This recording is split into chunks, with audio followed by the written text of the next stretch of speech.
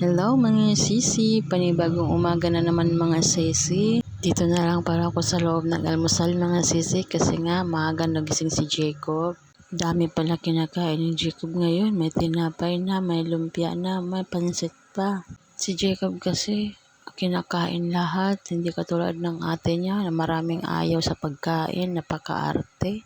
Pero always talaga kay Jacob yung lumpia niya. Si Jacob kasi bago siya pinatikim na iba't ibang lasa, nilihian siya ni Nanay Ninit para wala nga siyang arte sa pagkain. Kaso parang sumobra naman yung lihi kasi lahat sinusubo, lahat kinakain. Tapos napaka-hyper pang batang ito. Ayan, nanonood siya. Mamaya niyan sasayaw na yan. Kinagaya kasi niya kung anong nakikita niya. Sasayaw siya, kaso saglit lang kasi nahihiya siya pag tinitingnan namin. Pawis na kasi si Jacob, kaya ayan, nilabas ng papa niya. Tingnan niyo naman yung mata ni Jacob, parang inaantok na. Nilapag pala ng papa niya si Jacob sa may motor, kaya ayan, nabuhayan na naman ang bata. At pag nakapwesto na pala siya dyan, lahat pala kinukulikot niya dyan, lahat iniikot niya. Hinubaran ko pala si Jacob kasi nga may nilagay yung papa niya sa bungang araw niya. Sobrang init kasi ng panahon ngayon. Ayan si Jacob, nagkabungang araw. Tapos kumakain pa ng mangga. At nilaro pala ni Janra si Jacob.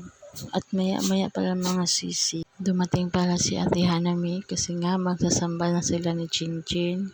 Wala kasing kasama si Chinchin papuntang Kapilya, kaya ayan, hinintay ng ate niya. Marami namang bata dito sa maharap sa amin kasi nga nag-iintay sila na umulan. Naririnig ko nga pala sila, sabi nila bakit daw ang tagal umulan. Kumukulog na kasi sa mga oras na yun mga sisi, kaya ayan o, tingnan nyo yung langit, napakaitim na kasi nga parang uulan nga, pero hindi naman umulan, gabi na nga umulan. At ang batang ito naman, hindi pa nagsasawa sa kahawak na manubela ng motor.